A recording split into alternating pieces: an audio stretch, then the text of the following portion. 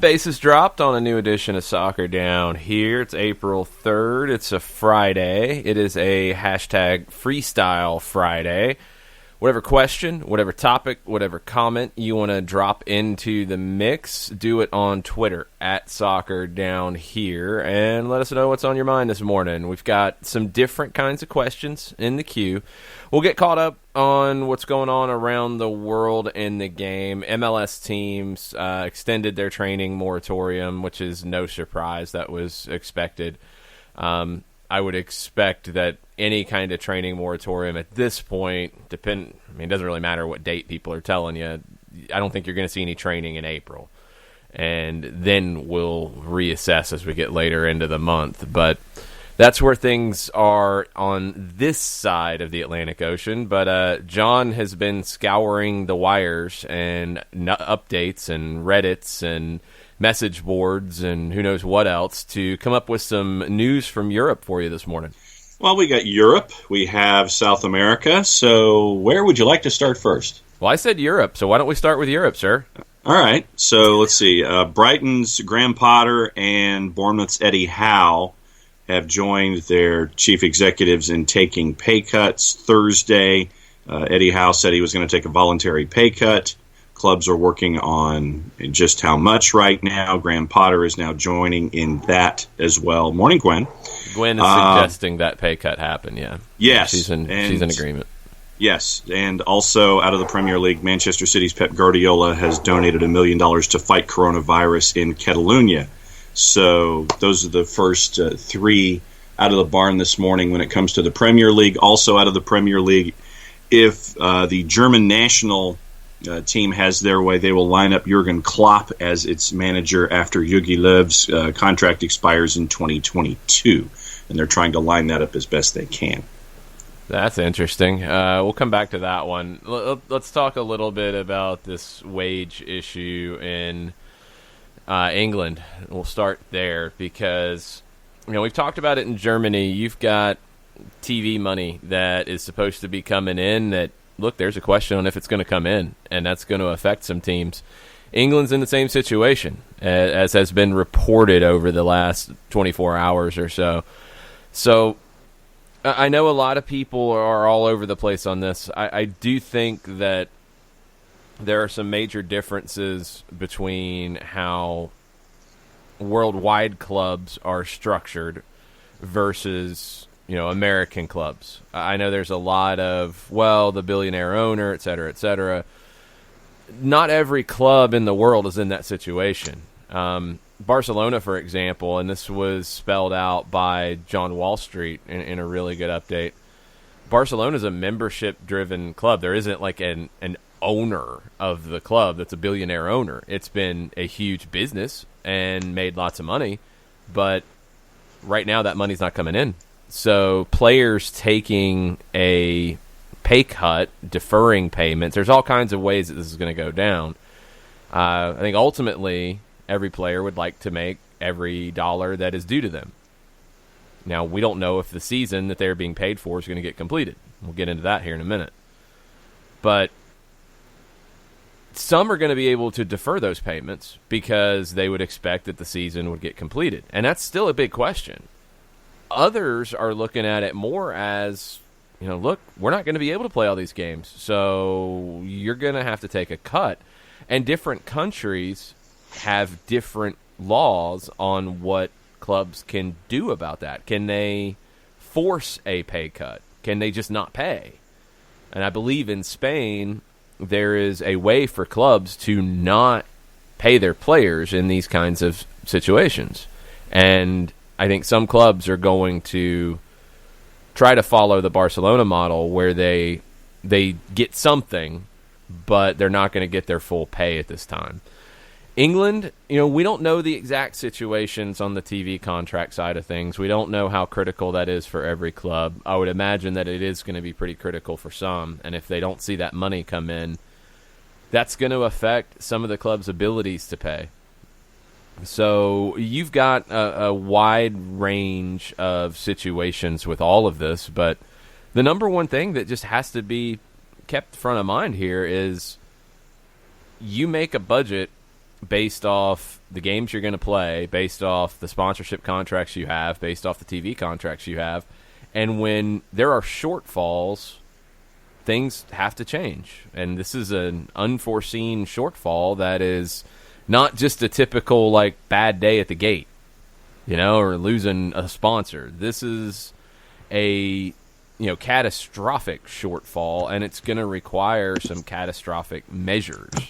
And that's kind of where we're at across the world. I mean, you've got, players who are at risk of not getting paid, period. You've got players who are voluntarily deferring wages or taking a cut. And then you've got situations like Harry Maguire, who has asked the entire Manchester United squad to donate 30% of their wages to charity.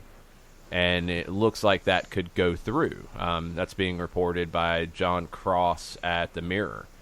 So you're getting a variety of different responses to this, and I think you're going to see more types of different responses to this as we go, because every country's laws, every country's TV contracts, every country's ability to get games underway is going to be very different. There will not be consistency across the board on this.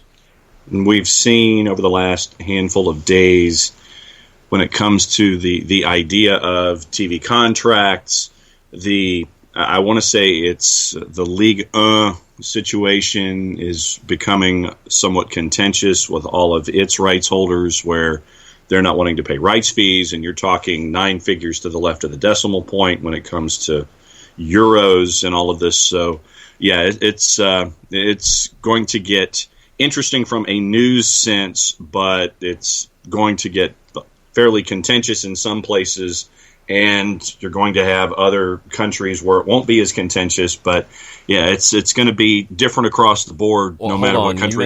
You mentioned Ligue 1. I want to make sure that people know what's being said out there, because this kind of stuff, it's one thing that is very frustrating with not even just the soccer side of everything going on. There's a lot of confusing information that is being brought to the fore, and at times it changes, on an hourly basis, and it's not being updated. It's like you'll hear something and it changes 5 hours later, but then you'll hear it the next day reported like it didn't change, and it's very important for, I think, all of us to make sure that we're giving as updated and complete of information as we know. In France, beIN Sports has become the organizing body's second domestic broadcast partner to suspend their Ligue 1 and League 2 rights payments in less than a week. So the chief executive of beIN Media Group, Youssef Al-Obaidli, I hope that's close. I think so.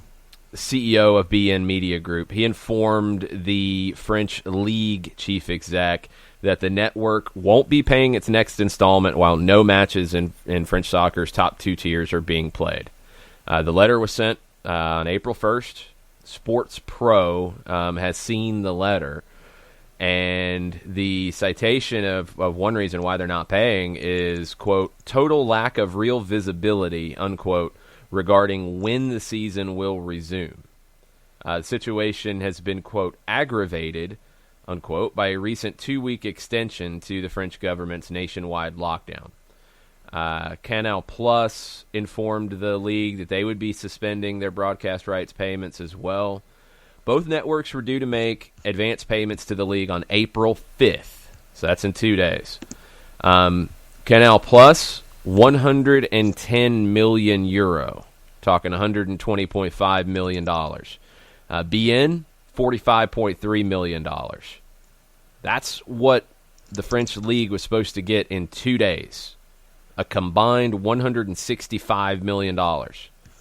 A further rights fee payment, $60+ million, is due from beIN on June 5th. And there's no decision yet on that. Hooey. We're not talking small change here. We're not talking, okay. We're not even talking like gate money at this point. We're talking big dollars that are not going to be realized by these clubs. And outside of your PSGs and top wealthy clubs in France, you're going to have a number of clubs that are not going to be able to make payroll. That's becoming a reality when these things happen. I wanted to make sure that people understand. We're not talking like, it's a sponsorship contract payment. It's nice, but it's not that big of a deal. We're talking $165+ million that the league was expecting to get in 2 days that they're not going to get. That's going to have an effect. That's France. Now, we don't know the situation in every country, but you would assume that you're going to see similar types of things now, and who knows how the stuff's going to get handled. And who knows what clubs are going to be in positions to withstand it without taking a major hit or laying people off, or potentially, when they're able to sell players, have to go into the market and sell players to try to recoup something. Canal Plus had informed Ligue 1 that it was suspending payments given that matches hadn't been played since the end of March, and this was after their 28th match day. And according to a note from Deutsche Bank, Canal Plus was set to pay that $95 million in early April, including €35 million for games that were already broadcast. And Canal Plus and beIN are partners in the Ligue 1 deal, which was, at the time it was signed, a 4-year, €762 million deal. So this is a lot of money that is being talked about here on a bunch of different levels, with television partners who are now uniting in their thought patterns when it comes to not paying the rights fees and the checks that are due. Yeah, no, let's nail it down on this payment specifically. The year one, it doesn't matter. This payment, they were supposed to get it April 5th. It's April 3rd. $165+ million they were supposed to get in 2 days. They're not getting it. Right. That's significant. That is incredibly significant. Canal Plus, $120+ million, and beIN, $45+ million. That's incredibly significant in France. And when you hear things like the Bundesliga saying that they're going to try to play games in early May behind closed doors, these are the reasons why.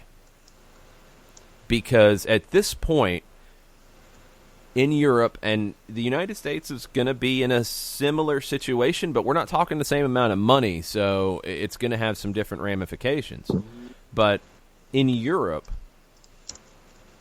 nobody can control at this point when you can play games in front of fans. That is completely and utterly unknown. Leagues are going to try to control the environment to where they can play games behind closed doors. I don't know if they're going to be able to pull this off. It's going to require a lot of organization. It's going to require a lot of cooperation. You're probably going to have to get the governments on board as a morale booster for the countries to get these games played, which I do think it would be that. But you're going to have to pull together a lot of resources to make these things happen. And the big reason why they want to are these dollars that are now being withheld by TV partners for these games. Because you can't control the ticket revenue coming in right now. There's nothing that the leagues can do about that. But if they can get games played, they can get paid by their TV partners. And that's the one thing that they feel like they might be able to control. And they're going to do everything possible to get games played because of these types of amounts of money that we're talking about. All right. What country do you want to hit next? You call it. You got the news. Okay. Let's stick with England here quickly. The Professional Footballers Association is explaining why they have not accepted deferred pay cuts across the board during the suspension.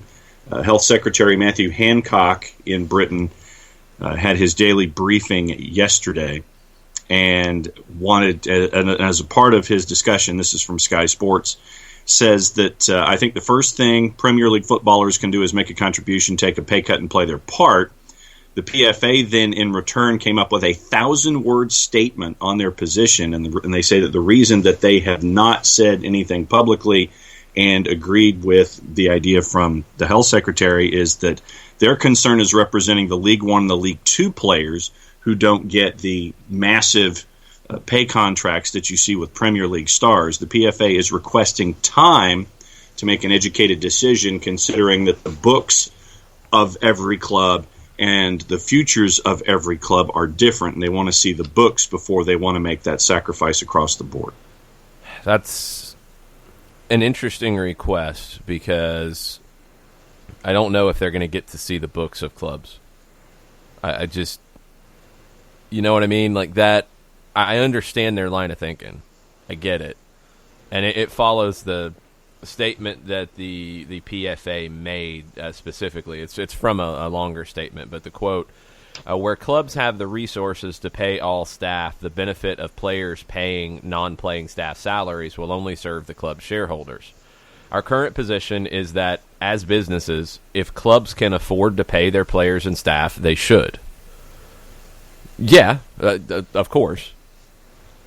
But you can start to project out. Okay. And we talked about this from an Aberdeen perspective. I know it's not the English league, but the dollars for lower division teams could be comparable. You know, they've missed 4 or 5 league games. I think total they were expecting around £1 million in revenue from the gate. They've missed a cup semifinal that would have been lucrative. I think it was with Celtic, if I'm not mistaken. And that would have been another large gate and another large revenue. So you know what you're not getting in on that side. And the bigger the club, the more money you're talking about. Also, the more money on players. But now you've got the TV issue with the top clubs that is going to start to affect this. And right, sure, clubs right now might be able to pay everybody in full. But as you're starting to see different businesses try to come up with different solutions, some have to lay people off. Some have to put people on furlough and pay them a reduced rate if there's no work for them to do. You have some executives who are taking voluntary pay cuts to keep more money in the mix. There's not one way to handle this. But this is just common sense. If you continue to pay the money that you expected to make out to people, and you signed people expecting to make this money, and you expected to have X amount of money in, and you don't have X, and you were going to pay out close to X. Well, if you keep paying out at the same rates that you were originally on, but you're not bringing in the revenue, or you have, like the France situation, a catastrophic drop in revenue quickly in terms of the TV side. If you keep paying it out, eventually you're going to be broke, right? I mean, that's just a common sense thing. So, like, yes, if they can afford to pay their players and staff, they should. I completely and utterly agree. But if they keep paying out at the same numbers and they're not bringing in the money, you're going to have some clubs that go out of business. And I think you're starting to see some think responsibly about what they can do and how they can mitigate costs right now. Are you potentially seeing some who are doing this in bad faith? Yeah, that happens too. I mean, I'm not going to say that it's not happening, but this is the last thing that is needed right now, is a battle between the Players Association and the clubs when everybody knows the money's not coming in. It's not like there's a secret stash of money right now. You need to get on the same page, because quick decisions are going to have to be made. Once you're able to play games, you're going to have to find a way to do that. And if you've already started with posturing and back and forth and arguments about things, it's going to be bad to get on the same page to try to come up with a way to finish the season. And that's ultimately what I think the clubs are going to want to do. It's what the federations are going to want to do. It sounds like it's what UEFA wants clubs to do, and we'll get to that in a minute. If you're already creating drama here, are you going to be able to do that? Are you going to be able to get on the same page quick enough to get this stuff done? I don't know. I mean, the communication has to be better. And I think clubs do need to be as open and forthright as they can be with their players about these situations, but I don't think every club's going to be in a position to open up the books.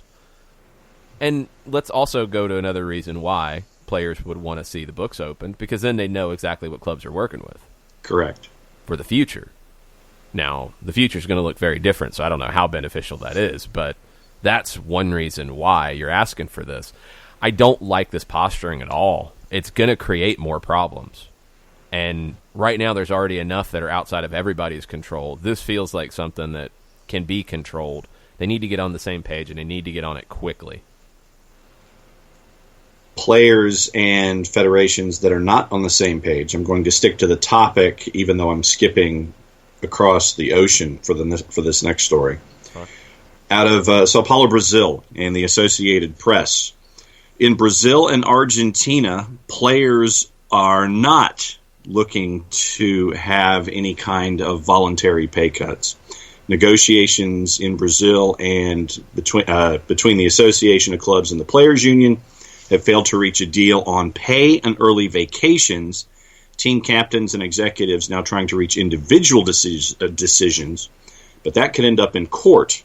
Brazil's top clubs, fearing a loss of sponsors and rising debts, wanted to cut players' salaries by 25% until the pandemic ends, but some players have asked for the Brazilian Soccer Confederation to step in. Former players, executives, and coaches said were inspired by the Messi example, who took a 70% cut in pay. But Fox Sports in Fox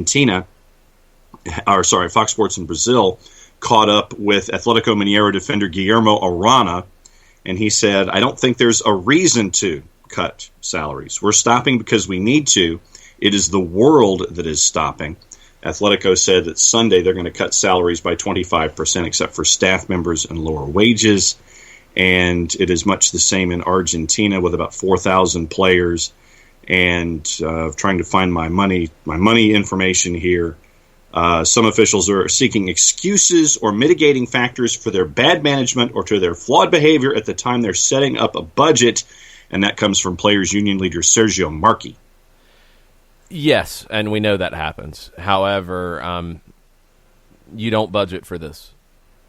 So that, yes, you do have clubs that are in bad financial situations because of bad planning, bad structure, poor budgeting, all those things. But you can't budget for something like this. And again, the more that this type of posturing starts now, here's the reality that people are going to have to understand, and players are going to have to be included in this. The longer that clubs pay the same amount out based off what they were expecting to bring in right now, the longer they pay that out, the more clubs that are going to be out of business. Period. They're going to be out of business, and there's going to be less places for players to play. That's what is on the cards right now. If you keep paying out the same amounts and you don't have the reserves to do it, and we've talked about the Argentine clubs and their financial situations before. You've got so many that are in huge amounts of debt. I mean, Newell's Old Boys did a GoFundMe for a transfer kitty. Come on. You think they can keep paying the same amount without bringing people into the building? No. They can't. And if they do, they'll go out of business. They'll be broke or whatever has to happen with the Argentine government to bail them out. But it's just basic economics. If the amounts that are coming in have changed, and these have changed quickly and dramatically in a completely unexpected way, the amounts going out have to change. And that's where you're at. I hate this for everybody involved in it. Look, I'm involved in it. I mean, I think it's just something that is a reality where in the long term, if you're in the soccer business, if you're in the football business anywhere in the world, you want it to come back as fast as possible, and you want it to come back as healthy as possible, and you want it to be as close to the same as it has been, because everybody needs those jobs. I don't want to see jobs go away. I don't want to see fewer first division teams in leagues. I don't want to see fewer clubs that can pay good salaries. I don't want to see those things happen. But the longer that this happens right now, it's going to happen. And that's the scariest part of this. And that's why adjustments do have to be made. in a perfect world, they're made in concert with the people who are going to get paid, and you're able to find a way to keep them together and keep them on and keep them as part of your club and keep them, paid to as high of a level as you can. But, I mean, we have to be realistic about this. Carlos Tevez is coming out the other way. Carlos Tevez is saying that players, can live for months without getting paid and maybe implying they should in this case. And he's at a club at Boca that is probably in as strong of a financial position as almost anybody in South America. You change it over to others, and yeah. I mean, we'll go back to Barcelona for a second. Barcelona has been, creating its long-term planning based on selling Coutinho this summer for $100 million, at least. I think that's a huge chunk that they've been expecting to get in. I don't know if they paid more in salaries this year with the expectation that they'd be making more the following year. I don't know. But when that doesn't happen, when you start to look even long-term and you're like, man, all right, clubs are not going to be able to pay as much as they did before. In transfer fees. So that's going to affect the bottom line for a lot of these clubs. Clubs are not going to be able to pay players the same amounts. That's going to affect the bottom line for the player side. Like, the whole business is going to change on the other side of this. And it's something that the quicker everybody can come to terms with it and start to move forward for the overall health of the game, the better off the game will be. These things are something that need to get handled as soon as possible. And the difference between this in other countries and in the United States is you will see governments get involved in bailing teams out, bailing team staff out, lots of different elements of that, because it's an essential business in countries. And I don't know if it's going to be seen as that way in the United States. It could be. You're talking about a different structure of the business with different types of owners in the United States, although not everybody is. A lot are. But in a country like Argentina, because they've been through this in a lot of different ways before with financial crashes in the country, they're not going to let clubs go out of business and go extinct if there's anything the government can do to help it. But are they going to be in that position? And we don't know yet. And we don't know how any of this is going to play out. But these types of squabbles are going to derail any efforts to get back on the field at a reasonable time to recoup some of this money. And that's going to be a scary situation that adds to the complexity of it. Give you three more countries quickly in South America before we go to the next story. Players in Colombia asked for full pay.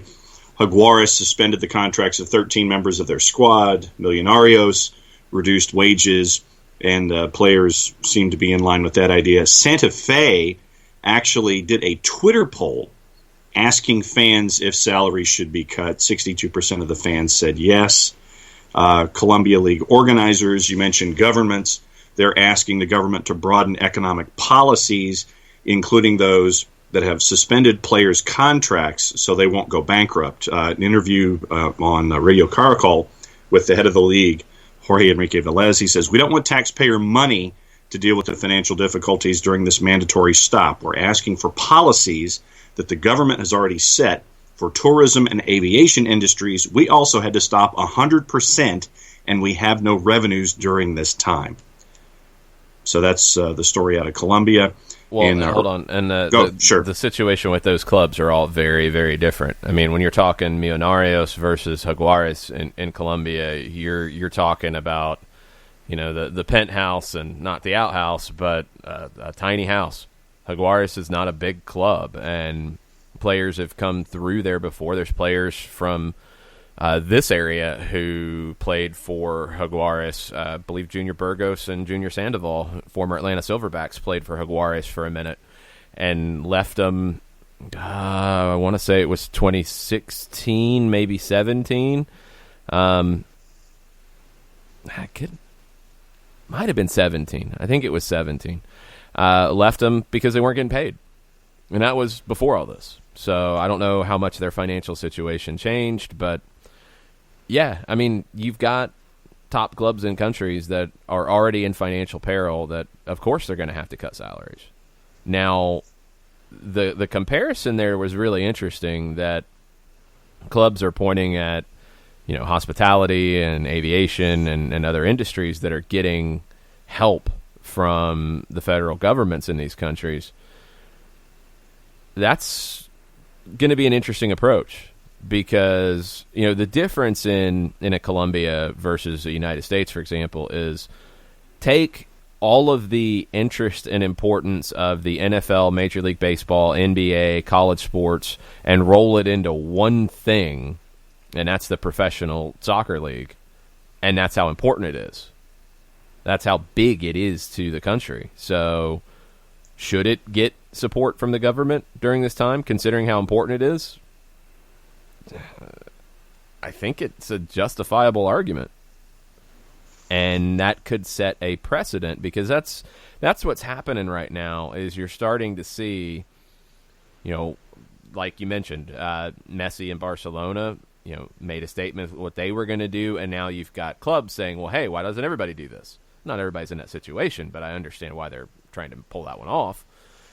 You've got clubs looking at what other clubs are doing. You've got countries looking at what other countries are doing. It's all, trying to figure this out as we go.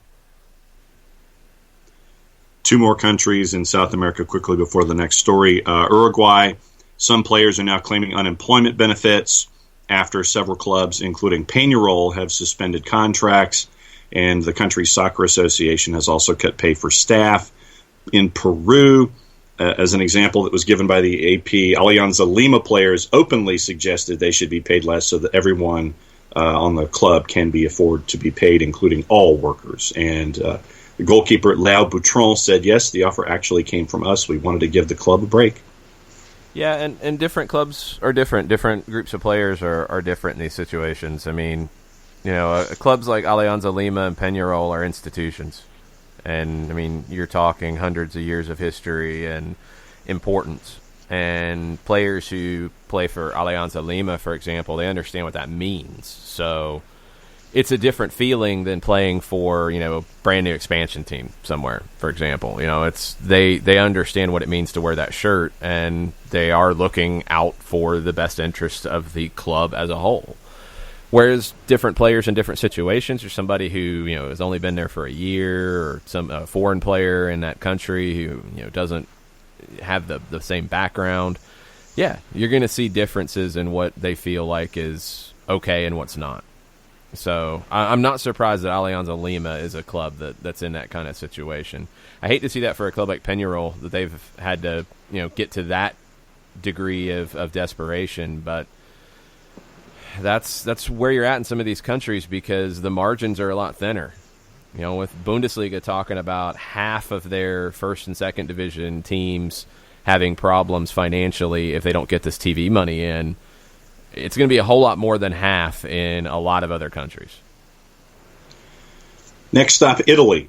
Football Italia cites a report from another news outlet in Italy that discusses a May 2nd return to training for Serie A, with matches resuming later in the month. Any player, according to this report, that would be returning to Italy from abroad would be quarantined for 2 weeks before returning to training. Vincenzo Spadafora, Italy's Minister for Sport, is hopeful that the worst of the coronavirus is behind the country. It's, debatable at this point if it is. You'd think at some point it has to be, but what this timeline looks like is the great unknown. I think at this point, I understand the idea of setting dates and planning and being ready to go when the time comes. You have to. But these dates are not set in stone. These dates are not, inflexible. They have to be able to be moved, as things change. And the idea of having a plan to start training in a month, okay. Don't know if that's going to happen, but to have that plan, okay, that's fine. The quarantine issue, is critical. And in Italy, that's where it's going to get really complicated for a lot of countries that have a lot of foreign players who have left the country.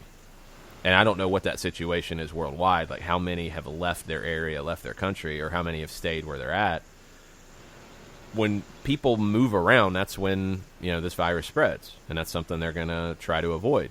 So that's why MLS, I think, was reluctant to let players even leave the market they were in, outside of a few exceptions. And we've seen now a Philadelphia Union player who has tested positive for it. We don't know who it is.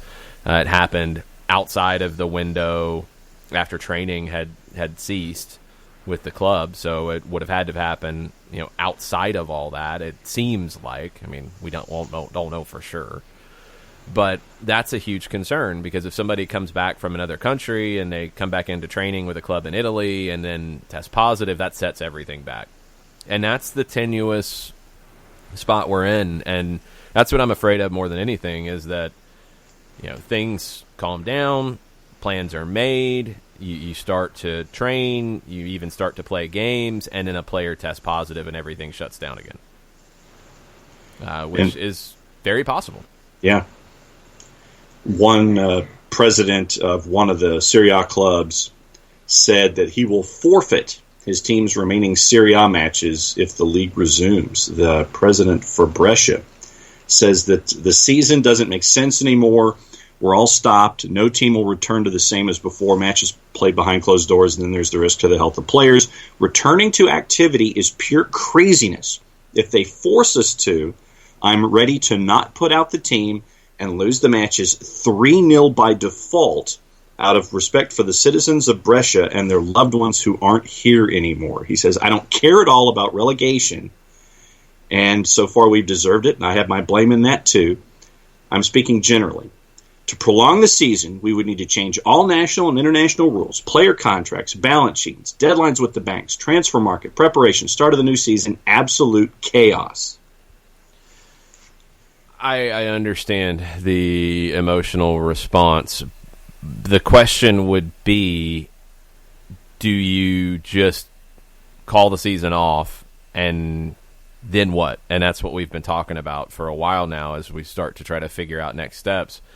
If you call it and you don't play the rest of the season, determining champions, determining promotion, determining relegation, all that's going to be complicated. There are ways to figure it out, probably going to involve lawyers.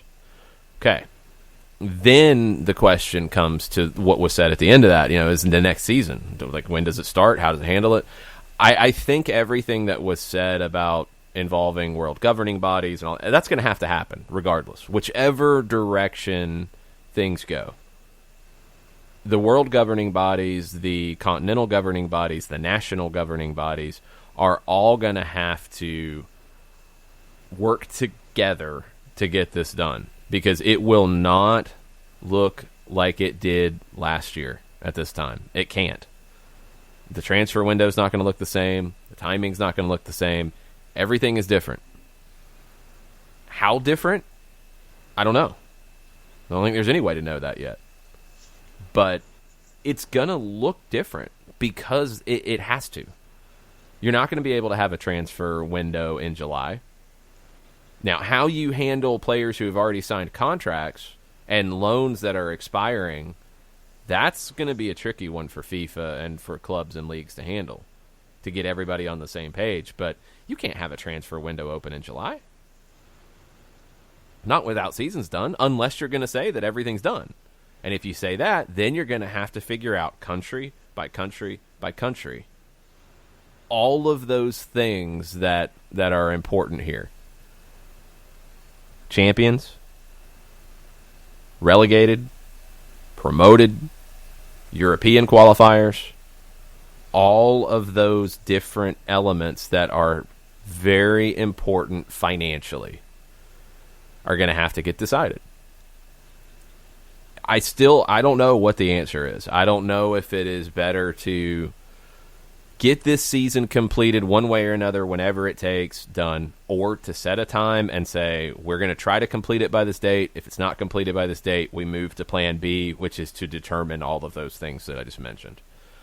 I don't know. I don't know what the better approach is going to be. Italy and Spain are going to have some major issues getting back underway.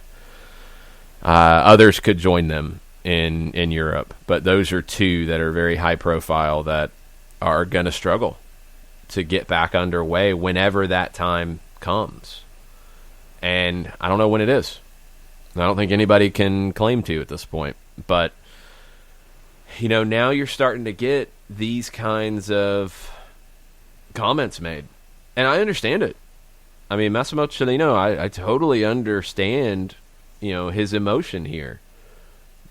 But I don't know how you go forward, and we've talked about it with Nick so many times. You've got teams that are going to maybe not survive this. I mean, big teams. We're looking, and we're going to come up with a special to look back at this to kind of give an idea of what you could be looking at. I mean, it's post-World War II type of planning is what likely will have to take shape here. Because some teams that have previously operated at a top-flight level are not going to have the finances to do so. They might not have the finances to operate, period. You could see either a larger first division that has some second division teams promoted up into it to take some places of teams that can't do it. You're going to have to see some teams potentially take time off to reorganize. Who knows? And this is, I think, what we're starting to see here, is that the longer this goes without knowing, the more people get frustrated, the more kind of big, bold statements like this one are put out there, and the need for coordination, the need for organization and proper communication is key. And that's what can help these leagues, these teams be prepared for when that time comes, that they can resume some kind of activities, that they're ready to do so in the best way possible. And that's what you're going to have to see. Like, this comment, I totally get it, but it doesn't help any kind of planning process for the league, for UEFA, for all of it, because, if you've got teams now that are saying they won't play, well, it's like, now what? Now how do you move forward? Nobody knows. Nobody knows.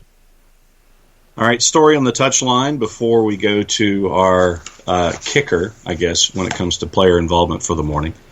And it has to do with Jurgen Klopp. And there's a thought out of the Daily Mirror that Jurgen Klopp, shocking, and I know this will shock you, that Jurgen Klopp is said to be Germany's ideal successor to Jogi Löw once Löw's current deal runs out in the summer of 2022. Jurgen Klopp's previous Liverpool deal was due to run out in 2022, extended it by 2 years back in December. There's no break clause or release clause in the deal that's now to 2024. But, just a thought, and some folks are maybe putting some dots together right now toward 2022 and beyond for Jurgen Klopp to take over for Jogi Löw. Klopp has said that Liverpool's going to be his last club that he will be the manager of. So folks are trying to put one and one together and come up with two. Right now it looks more like 11, but that's what's out there. Klopp is a different kind of guy, so it's a little bit hard to predict what he would do. He's 52 years old. I don't see him as someone who would enjoy the national team kind of job. He seems like somebody who thrives on the day-to-day, the training sessions, the emotion of a group. It doesn't seem like he would really enjoy the stop-start nature of a national team gig. I don't know. That could change.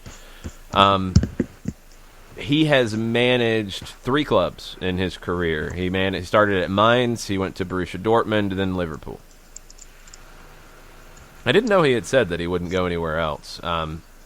He doesn't seem like somebody who would be like, ooh, I'm going to go chase the big money and go to Real Madrid. You know, like that doesn't seem to fit his personality. Some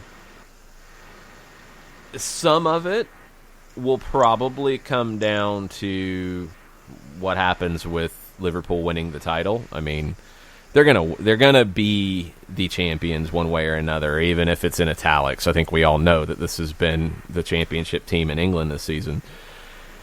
But does he want to get another one in a fairly normal circumstance to have that emotional release, that celebration? Does he want to have that feeling with this club? Potentially. Could he sign an extension to get that if things are needed? Potentially. I just don't know if he's ready for a national team gig yet. This doesn't seem to suit his personality. Eventually, sure. I mean, makes sense. And if he's not looking to go to another club, but if he's happy at Liverpool and he's happy with the way that everything is working and the way the club's treating him, I don't think he'd be in a rush to go take a national team gig. I think it just feels a little early to me. Yeah. But folks are putting it out there, hey, somebody's contract, what about this one? So, like I said, some folks are adding a 1-1 and coming up with 2. Others are adding a 1-1 and coming up with 11. So, wanted to put that out there. And the last story that I came across this morning, and I saved it for last because it does seem like it's a bit of a kicker, comes to us from our friends at Chronicle Live in Newcastle. And Fabio Santini, who is a presenter on a TV show called Diretta Mercato on Channel 7 Gold in Italy. And this was also relayed by Area Napoli. Quote, Mohammed bin Salman is about to buy Newcastle. The Saudi prince is thinking of a double hit. Max Allegri could become the new manager of the English club, and the manager has already asked for the first reinforcement, and after the colon, the name is Mauro Icardi, currently on loan at PSG, but owned by Inter. Well, Lottie frickin' God! That's my reaction to anything about Newcastle being sold. Yeah. And as of an hour ago, PSG ended Icardi's loan deal with the striker wanting to return to Italy. So the adventures of Mauro and Wanda continue. Jeez. You're going to hear more about stuff like that, though, about loan deals being ended early, because until FIFA gives some kind of guidance here, I mean, loans that are set to end on June 30th are going to end on June 30th. And you're probably not going to have seasons done by June 30th. So, I don't know. That's a weird one just because, okay, he's going to go back to Inter, and if they start playing again, is he just going to join them for the end of the season? That's potentially a nice reinforcement if he can get along with everybody, and Wanda doesn't have him, banned from the training ground again. Who knows? Oh, yeah. So, I don't know. It's all a mess, but no, I don't see Newcastle going anywhere anytime soon because Mike Ashley probably wants to bring back 8 tracks here shortly, and he'll leverage some other company to produce them. And Chris Hutchison, about this last story, he says, concatenate, 1 in quotes, comma, 1 in quotes, equals 11. Something like that. We do have one more bit of news. ESPN FC is reporting that, according to Italian Football Federation President Gabriele Gravina, Juventus would not accept winning the Serie A title as a result of the pandemic. Huh. So they are 1 point ahead of Lazio, 12 matches left. Let's see. Gravina said that it would be an injustice to scrap the campaign. Fiorentina and Torino owners, along with Brescia, as we mentioned, are not confident about getting this thing started or don't want to. Fiorentina and Torino owners said that they were confident the league would be unable to finish.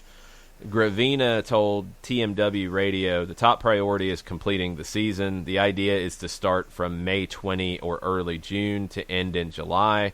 There's even been talk of August and September. I've made it clear that I'd hate to take the risk of compromising another season to save this one. Okay, so that's an important statement on the record about essentially wanting to finish the season by a somewhat normal time frame. He said, I think scrapping the season would be rather complex.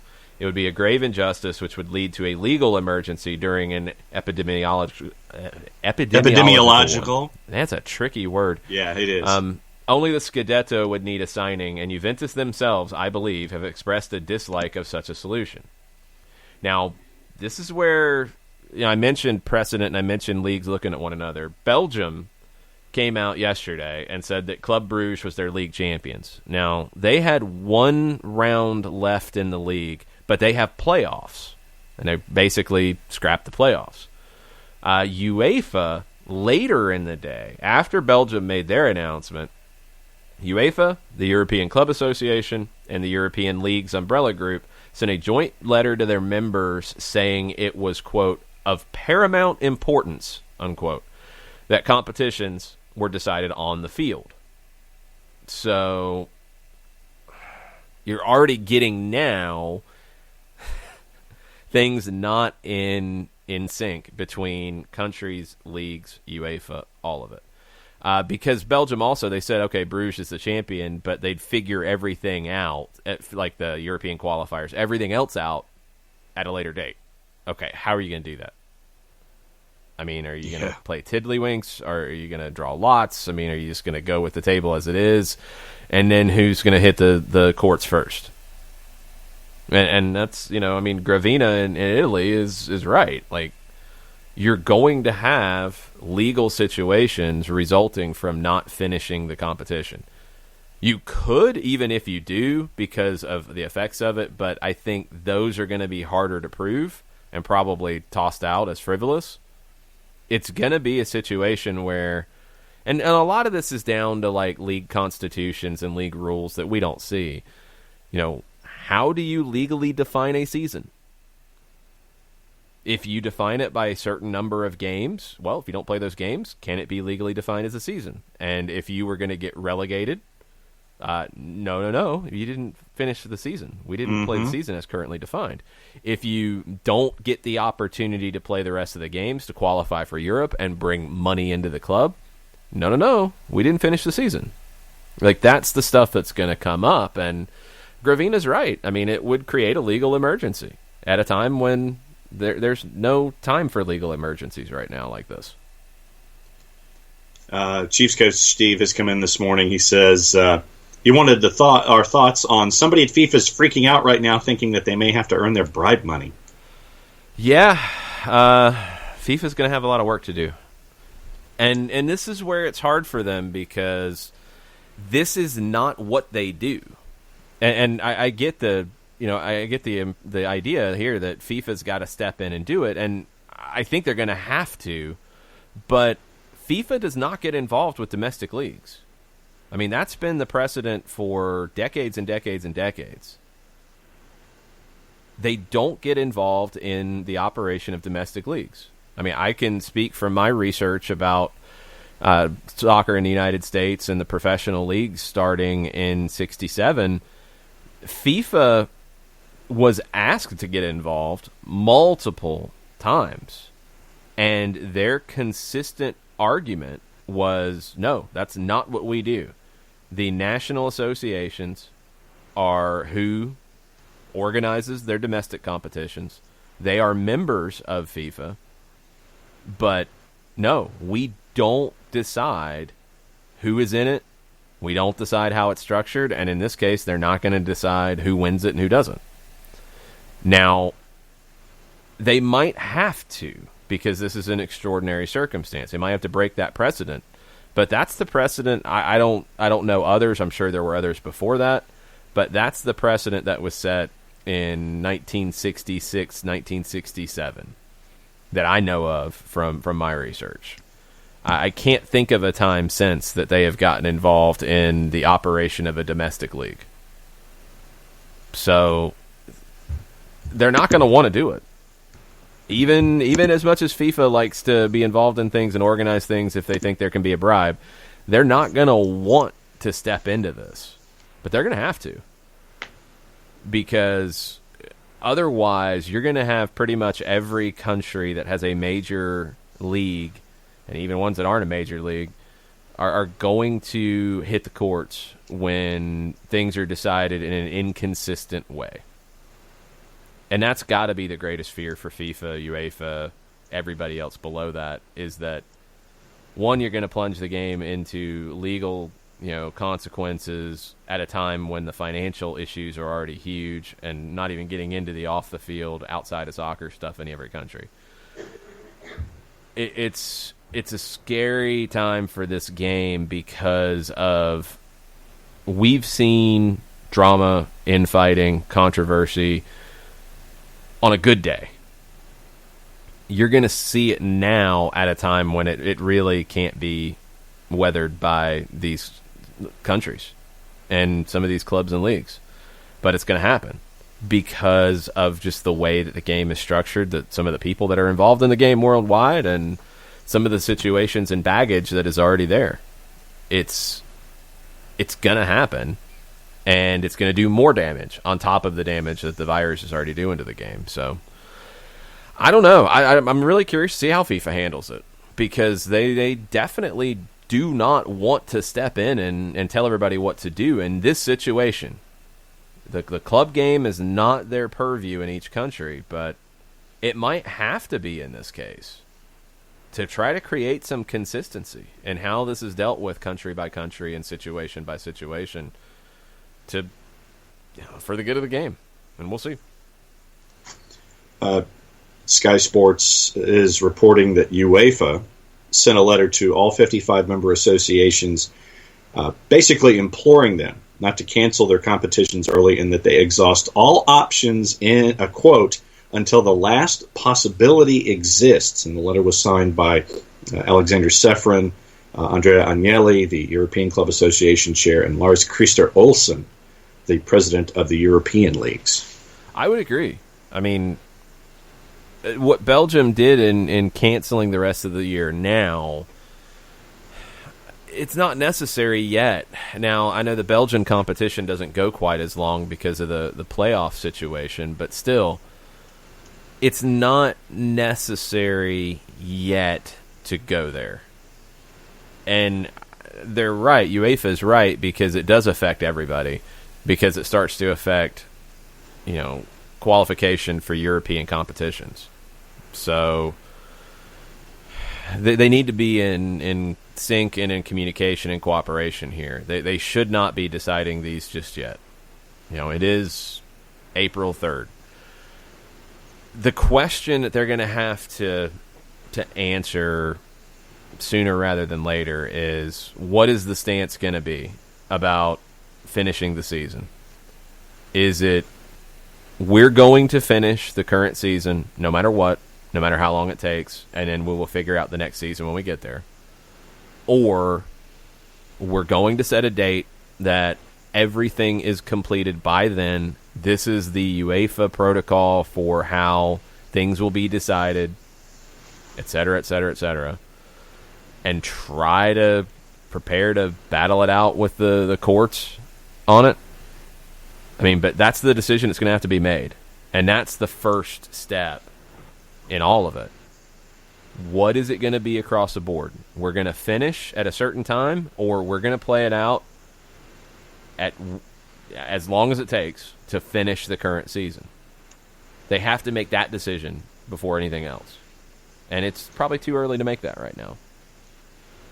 And, we mentioned Brescia this morning. Massimo Cellino, when asked about UEFA, he says, UEFA doesn't decide for the Italian championship. Italy decides. Yep. In order to resume Serie A, it has to end by June 30. Will they make us play every 2 days? Or does UEFA also have the power to extend the days and make them 72 hours?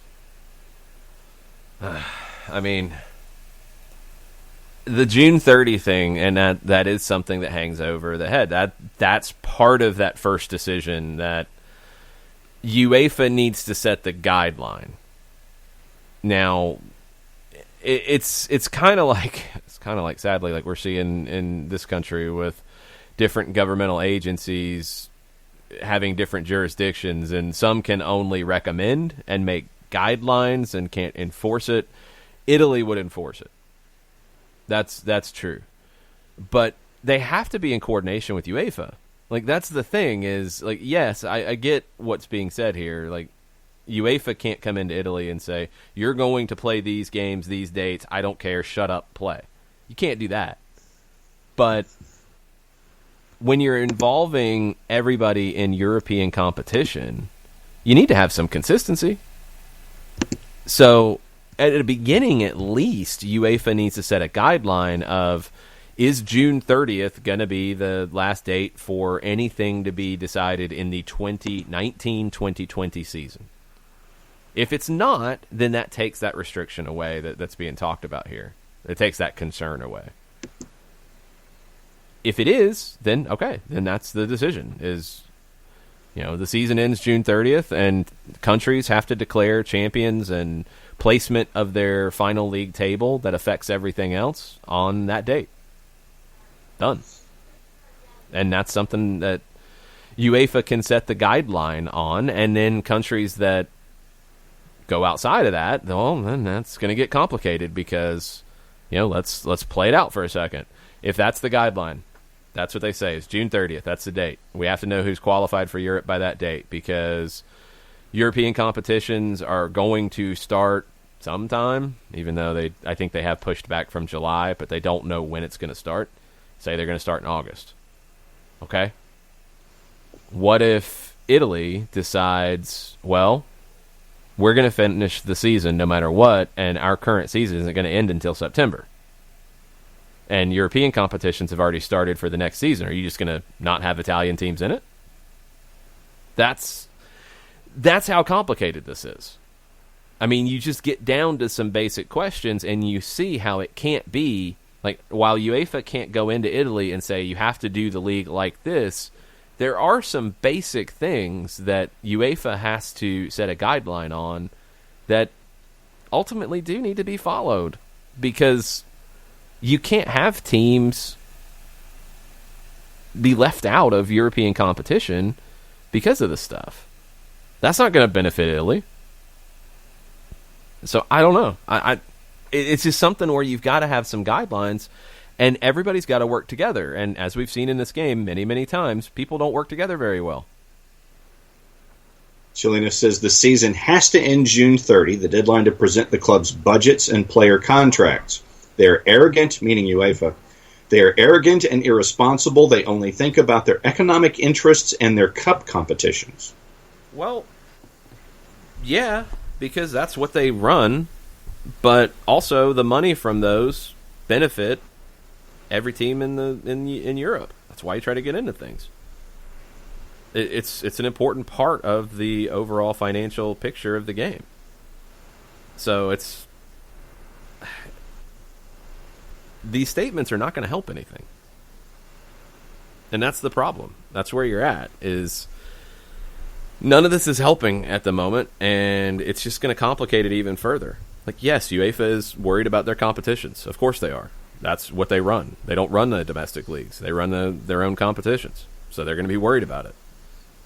That's a no-brainer. Yes, to run those competitions, there has to be some coordination between all the different leagues because everybody's putting teams into it. That's what you signed up for. Can't complain about it now. I'd say the UEFA competitions have been pretty good to many countries around Europe.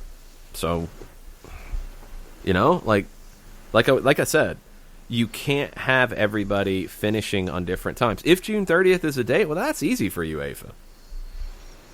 They'll know who's qualified for the next year's competitions on that day. They can start them whenever, and you can start the next season whenever. If that's the way it goes, that's the way it goes. But this stuff is just it's going to make it even harder and more complicated, and it's unnecessary right now. Saw this come across as of about a little over an hour ago. You want to promote what's going on at 11 o'clock? I thought this was a really cool idea. Yeah, I'm. You get crazy ideas when we're in self-quarantine. So maybe that's why the sirens are going off. Soccer IQ. We're going to do a trivia contest. I know a lot of people like to go to the bar, play trivia. Can't do that right now, so we're trying out, and this is a bit of a test case, a trivia contest on our Twitch channel, twitch.tv/soccer down here. I'll be your quiz master. I'll be asking you questions. Look, I can't determine if you're cheating or not, so here's what we're going to do. The people who answer the fastest are going to get bonus points. That's how you're going to get rewarded for knowing things as opposed to Googling things. And I've also tried to come up with some questions that are not easy to Google. So we will do that at 11 o'clock. It is absolutely a test run to see what this can look like. So it's not going to be super long. It's going to be 4 rounds of 4 questions each, followed by a final question. 11 o'clock. Twitch.tv/soccer down here if you're listening to us live. You will answer questions by sending us a direct message on Twitter. Okay. Our DMs are open. So you send us a message. That's how you'll answer it. I'll ask you 4 questions at a time, give you a short period of time to answer it, and then we'll move on to the next section. So, Soccer IQ, our new game show on Soccer Down Here, will start at 11 o'clock. Twitch.tv/soccer down here. All right, so then let me ask you this. Which game show host would you model yourself after the most? None. Because I'm not wearing a cheesy suit, and I'm not coming out, hey, everybody! Yeah, it's. I'm not going to be Wink Martindale, for example. Mike Conti's money is on Nick Alifi, although I don't know if Nick can qualify to win said Soccer IQ episode. Yeah, he can. He doesn't know the answers. Okay. But I didn't know if he was money involved. But I didn't know if he was since he was a part of the SDH fam, if he was instantly disqualified. No, there's no prizes. So sure, everybody can play. A high and hearty handshake for winning Soccer IQ at 11 o'clock on our Twitch channel. Yes, but yeah, this is a test case. We might do some of these for some SDH gear prizes as we go. But yes, this is an absolute test case for bragging rights only. Okay, just checking. But so that looking forward to that at 11 o'clock. A little under an hour for those of you who are listening live. Wow. Yep. Folks are fired up about the Soccer IQ on the SDH network. Yep, that's what it is. I'm sure it is. Did you see where the General Secretary of FIF Pro has said that clubs won't be able to bank on big money transfers in the future? Yeah, I mean, that's a duh. Jonas Bear Hoffman was a guest on the Gavin Yules podcast, and one of the quotes that has come across says, "Football sells one product, and for the first time since World War II, that product is off the shelves. That relates back to the transfer system, not as a talent acquisition process, but as a funding model, which we've been questioning for a while. Many of these clubs have been building budgets based on the assumption for how much money they'll be able to sell players. Well, that transfer market's going to look vastly different this summer and maybe next winter and probably for years to come." Yeah, and you know what else is going to look different that I don't know why anybody would be taking joy in this right now, like FIF Pro is doing in this comment, but salaries are going to look very different. Mm-hmm. I mean, that's a fact. Like, yeah, I mean, dance around with glee that the transfer system is going to look very different. You're not going to be able to bank on big money, but what happens when you can't bank on big money? People are going to make less money, and the players are going to make less money. That's what's going to happen. Players whose contracts are running out, they're not going to make the same money next time. It's not going to be there. So it's not. There's nothing about anything happy with this. Like that stuff frustrates me on right now when you hear the Players Association say something like this, because it doesn't do anybody any good. Clubs making less money is going to affect everybody, including the players. It's a bad thing for the game. You know, have some clubs been, too focused on just selling players and not looking out for the good of the players? Absolutely. But how many players have benefited from those sales happening and getting more money in their next contract? A lot. So it's going to have an effect the other way too. And it's a shame to hear anybody being excited about any aspect of this right now. And I think that MLS, being the single entity, lets everyone keep an eye out for everyone else, especially in today's landscape going forward. MLS can work together to go out and spend money right now where there could be players available that weren't going to be before. You're going to have clubs that are going to have to sell. You're going to have books that need to get balanced. And clubs that were in that situation before are even more in that situation. And they might have to sell for less money. MLS is going to be in a position to benefit from that if they take advantage. MLS is taking a hit as well. I mean, let's be real. Everybody's taking a hit right now. MLS depends on gate money more than most, and you're not getting that right now. So that will absolutely have an effect. But MLS, with its all for one for all build, is going to allow it to handle it better than other leagues will. We've got some questions. We're going to wrap a little early so I can get ready for Soccer IQ. So go for it. We've got some questions on Twitter. What are they before we wrap? Well, if you've seen them, go for it. Because you don't have them, I'm guessing. No, I don't have them. So if you've seen them, go for it.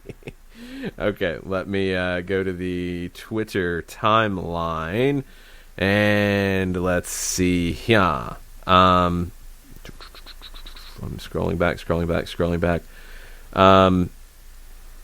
Greatest positional players of all time from Joe Johnstone. Okay. That's gonna take a minute. I will just go off the top of my head roughly here. And this is just this is going to be not greatest, but favorite. Let's put it that way. Goalkeepers. Schmeichel.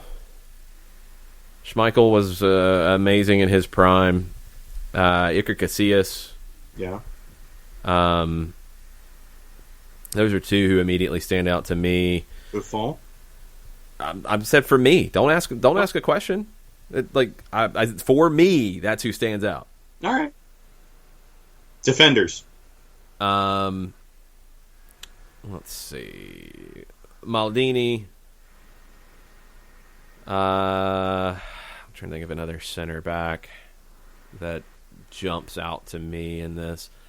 A lot of people don't like him, but I do love Sergio Ramos' game. And I like that he embraces the bad guy mentality. So I will put Sergio Ramos in there just to upset people. Outside backs, Roberto Carlos was just an amazing player to watch in his prime. And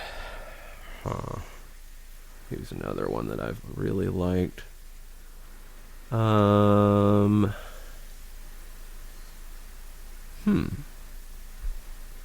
go Lahm. I'll go Philipp Lahm from Germany because he was versatile, could tuck inside. I liked his soccer IQ. Yuck. Midfielders of lots of different varieties. Xavi, Paul Scholes, Riquelme, Rijkaard. Let's see. Carlos Valderrama. Best hair front of the line. That's debatable. There's others who could argue for that. He had the most unique. Higuita. Higuita did not have good hair. Higuita looked like a dirty, greasy mullet. Didn't like it.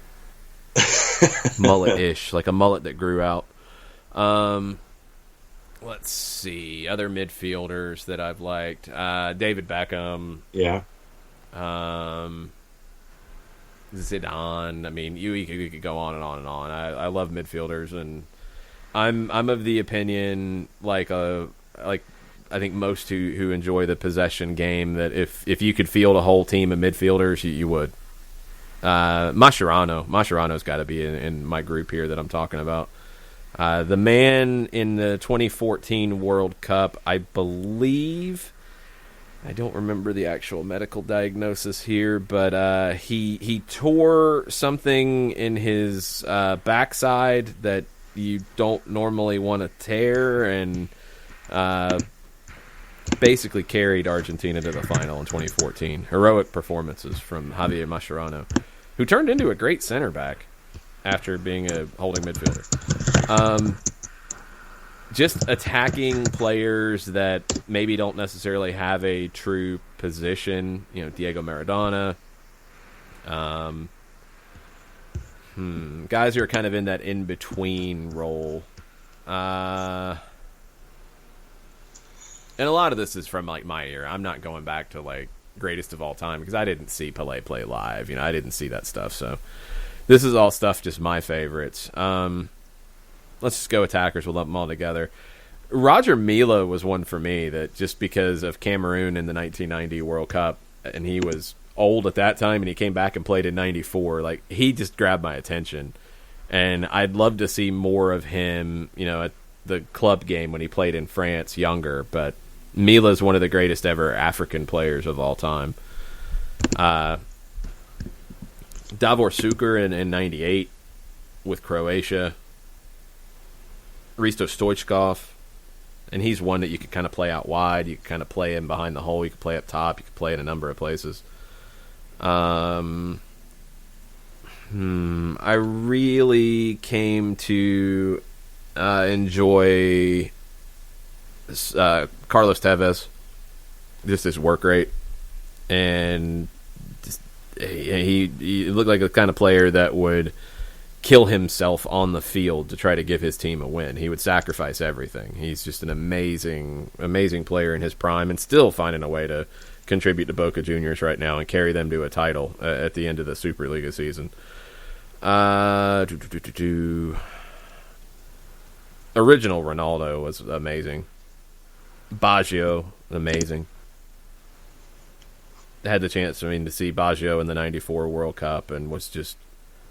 It's such an incredible performer in that tournament. Sorry, I just looked up the Mascherano injury. Yeah, it's not good. No. It's not good. That's why you got to give him some props. Messi, obviously, is on my list. Those are ones that just, completely, I did not do any research for that answer. Just, that's what, off the top of my head, players that come to mind that, I've enjoyed, that have been some of my favorites over the years. Greatest comebacks. Greatest comebacks that I remember. Obviously, Manchester United, Bayern Munich, Champions League final, because that's insanity. Atlanta and San Jose is one of the wildest things I've ever seen. Yep. That's a definite. DC United winning the 96 MLS Cup, coming back from 2-0 down in a nor'easter rainstorm of epic proportions. Let's see, what else? The 86 final had kind of two. West Germany coming back from 2-0 down to get it to 2-2, and then Argentina at 2-2 finding the winner at 3-2. It was a wild one. That's a great watch-along, by the way. That was fun. I'm trying to think of a U.S. national team comeback that fits into this kind of category. I can't think of one to that degree. You've got the Algeria game where it was a late goal to win it, but it wasn't a comeback. You've got the Brazil game in 98 that was a late goal to win it that wasn't a comeback. I can't think of one. That's sad. Yeah. I cannot think of one at all on the men's side. Yeah. Biggest controversies, and this is probably because we mentioned it on the watch-along last night, about Branco reportedly being drugged by the Argentine trainers with drugged water that was then given to him and made him dizzy on the field and not feel well. That's been alleged and even kind of winked at by Argentines after the fact, like 15 years after the fact. So like it still comes up as a topic for discussion about that match in 1990. So I don't know, maybe there's something to it. I mean, Nick would have Zidane in the headbutt. That's not a controversy. There's nothing controversial about it. He headbutted Materazzi in the chest. That's craziness. That's a crazy moment. That's not a controversy. Nick could probably explain the whole, Italian league controversy with referees a whole lot better than I could. Oh, Calciopoli, yeah. Yeah, that's one of the wildest controversies in the game for sure. No question about it. Trying to think of ones like in this part of the world. I mean, the controversy with the professional leagues getting underway in 1966, 1967 is pretty crazy, about all the conflicts of interest and all the different situations that were happening as things were being decided.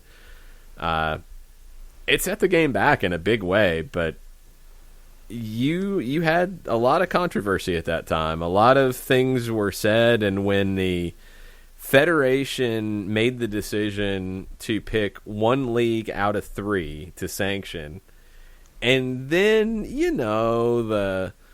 the one of the people who was on the committee who made the recommendations ended up becoming the president of that league. And then the president of the Federation ended up taking a job with one of the teams in the league. That raises some eyebrows.